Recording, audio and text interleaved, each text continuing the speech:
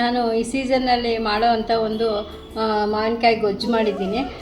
ಸಕ್ಕರೆ ಗುತ್ತಿ ಅಂತ ಹೇಳ್ತಾರೆ. ಇದು ಮಾವಿನಕಾಯಿ, ಚಿಕ್ಕ ಮಾವಿನಕಾಯಿ, ಇದಕ್ಕೆ ಸಕ್ಕರೆ ಗುತ್ತಿ ಅಂತಲೇ ಹೇಳ್ತಾರೆ.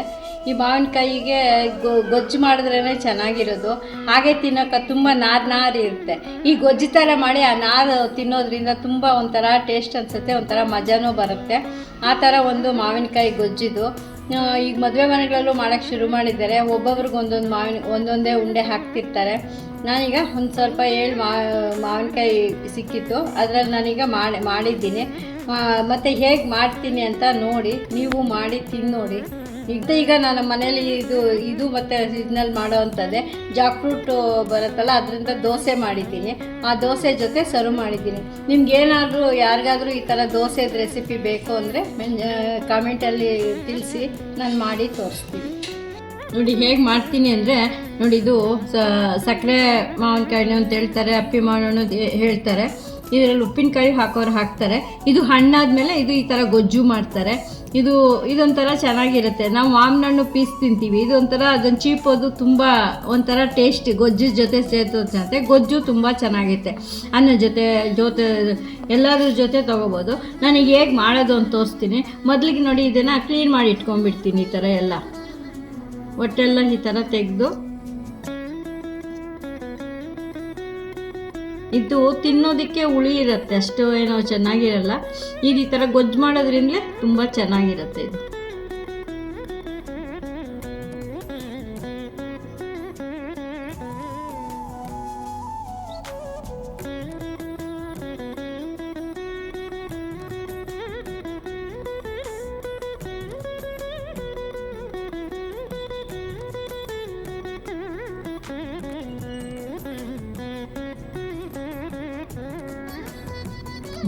ನೋಡಿ ಈ ಥರ ಎಲ್ಲ ತೆಗೆದು ಇಟ್ಕೊಂಡ್ಬಿಡ್ತೀನಿ.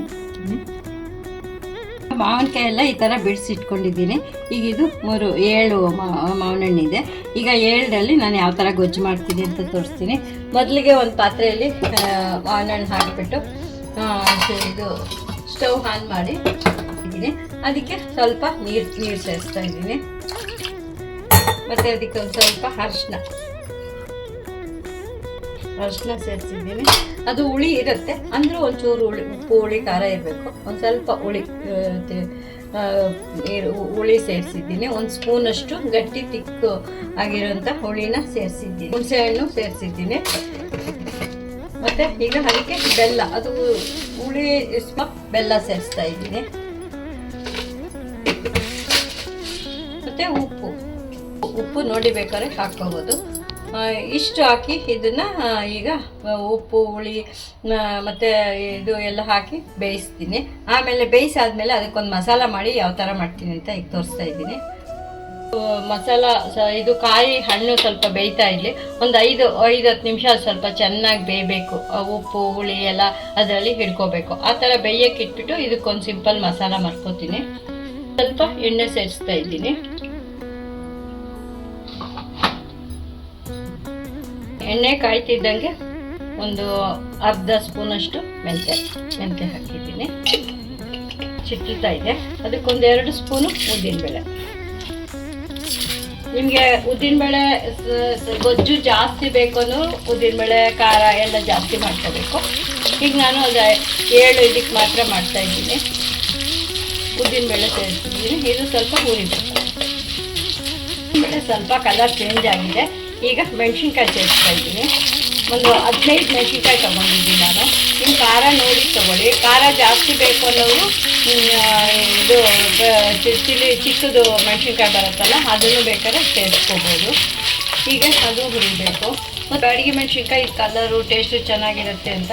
ನಿಮ್ಮ ಕಲರ್ ಇದು ಜಾಸ್ತಿ ಬೇಕು ಅನ್ನೋರು, ಖಾರ ಇನ್ನೂ ಜಾಸ್ತಿ ಬೇಕು ಅನ್ನೋರು ಚಿಕ್ಕದು ಮೆಣಸಿನ್ಕಾಯಿನೂ ಸೇರಿಸ್ಕೋಬೋದು. 1-2 ನಾನೀಗ ಚಿಕ್ಕ ಮೆಣಸಿನ್ಕಾಯಿ ಸೇರಿಸಿದ್ದ.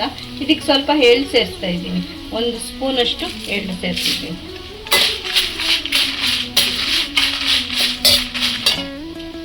ಇದು ಚೆನ್ನಾಗಿರುತ್ತೆ. ಇದು ಹಸಿ ಕೊಬ್ಬರಿಗಿಂತ ಒಣ ಕೊಬ್ಬರಿನೇ ಚೆನ್ನಾಗಿರೋದು.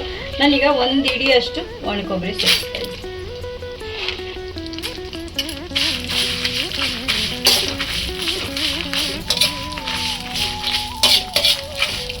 ನೀವು ಇದೇ ಮಸಾಲ ಹಾಕಿ ಪೈನಾಪಲ್ಲಲ್ಲೂ ಗೊಜ್ಜು ಮಾಡ್ಬೋದು. ಮತ್ತು ಇದು ದ್ರಾಕ್ಷಿ, ಹುಳಿ ದ್ರಾಕ್ಷಿ ಬರುತ್ತಲ್ಲ, ದೊಡ್ಡದು ದ್ರಾಕ್ಷಿ ಬರುತ್ತಲ್ಲ, ಅದರಲ್ಲಿ ನೀವು ಹುಳಿ ದ್ರಾಕ್ಷಿಯಲ್ಲೂ ಈ ಥರ ಗೊಜ್ಜು ಮಾಡ್ಬೋದು. ಇಲ್ಲಾಂದರೆ ಒಣ ದ್ರಾಕ್ಷಿನೂ ಹಾಕಿ ಗೊಜ್ಜು ಮಾಡ್ಕೋಬೋದು, ಗೊಜ್ಜು ಬೇಕು ಅನ್ನೋರಿಗೆ. ಈಗ ಇದು ಆಗಿದೆ, ಅದು ರುಬ್ತಿದ್ದಂಗೆ ಸ್ವಲ್ಪ ಇಂಗು ಸೇರಿಸ್ಬೇಕು, ಚಿಟಿಕೆ ಇಂಗು ಸೇರಿಸ್ಬೇಕು.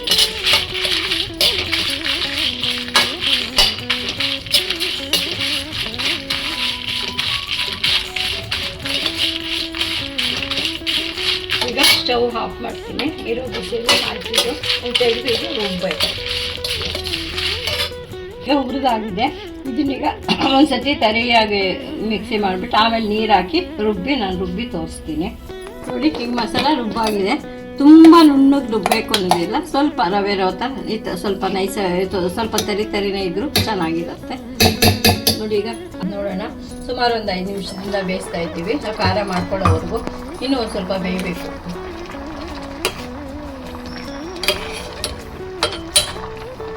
ಅದು ಚೆನ್ನಾಗಿ ಉಪ್ಪು, ಹುಳಿ ಎಲ್ಲ, ಬೆಲ್ಲ, ಸಿಹಿ ಎಲ್ಲ ಹಿಡಿದ್ರೇ ಚೆನ್ನಾಗಿರೋದು.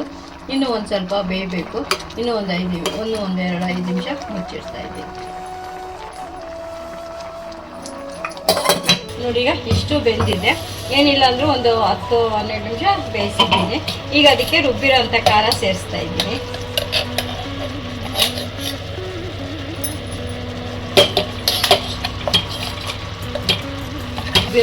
ರುಬ್ಬಿರೋಂಥ ಖಾರನ ಸೇರಿಸಿ ಇನ್ನು ಅದಕ್ಕೂ ನೀರನ್ನು ಸೇರಿಸ್ತಾ ಇದ್ದೀನಿ. ನೀರು ನಿಮಗೆ ಗೊಜ್ಜು ಖಾರ ನೋಡಿಕೊಂಡು ಎಷ್ಟು ನೀರು ಬೇಕೋ ಅಷ್ಟು ಸೇರಿಸ್ಕೋಬೇಕು. ಆ ಗೊಜ್ಜು ಜೊತೆ ಸ್ವಲ್ಪ ಕುದಿಬೇಕು. ನೀರು ಖಾರದ ಜೊತೆ ಸ್ವಲ್ಪ ಹಣ್ಣೆಲ್ಲ ಕುದಿದ್ರೆ ಇಡೀ ಖಾರ ಉಪ್ಪು ನೋಡಿ. ಇವಾಗ ಟೇಸ್ಟ್ ಬೇಕಾದ್ರೆ ಖಾರಕ್ಕೆ ಬೇಕು ಅಂದರೆ ಸ್ವಲ್ಪ ಚಿಲ್ಲಿ ಪೌಡರ್ ಸೇರಿಸ್ಕೋಬೋದು. ಉಪ್ಪು ಬೆಲ್ಲ ಬೇಕಾದ್ರೆ ನಿಮ್ಮ ಟೇಸ್ಟ್ಗೆ ನೋಡುವಾಗೆ ಸೇರಿಸ್ಕೋಬೋದು. ಈಗ ಈ ಥರ ಸ್ವಲ್ಪ ಚೆನ್ನಾಗಿ ಕುದಿಬೇಕು. ಅದು ಆರಿದ್ಮೇಲೆ ಇನ್ನೂ ಗಟ್ಟಿ ಆಗುತ್ತೆ, ಗೊಜ್ಜು ಆರಿದ್ಮೇಲೆ ಇನ್ನೂ ಗಟ್ಟಿ ಆಗುತ್ತೆ. ಇದಕ್ಕೆ ಈಗ ಒಂದು ಸಿಂಪಲ್ ಒಗ್ಗರಣೆ ಕೊಡೋಣ. ಒಂದು ಸೊಪ್ಪು, ಒಂದು ಮೆಣಸಿನ್ಕಾಯಿ, ಒಂದು ಚಿಟಿಕೆ ಇಂಗು, ಇಷ್ಟು ಹಾಕಿ ಒಂದು ಸಿಂಪಲ್ ಆಗಿದ್ದು ಒಗ್ಗರಣೆ. ಈಗ ಆಯಿತು ಗೊಜ್ಜು. ಇದು ಆರಷ್ಟೊತ್ತು ಇನ್ನೂ ಗಟ್ಟಿ ಆಗುತ್ತೆ.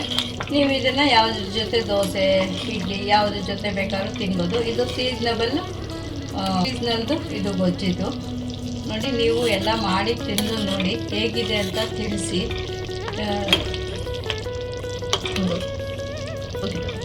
ಹೇಗಿದೆ ಅಂತ ತಿಳಿಸಿ. Thank you. ನಮಸ್ಕಾರ ವೀಕ್ಷಕರೇ. ನಾನಿವತ್ತು ಸೀಸನಬಲ್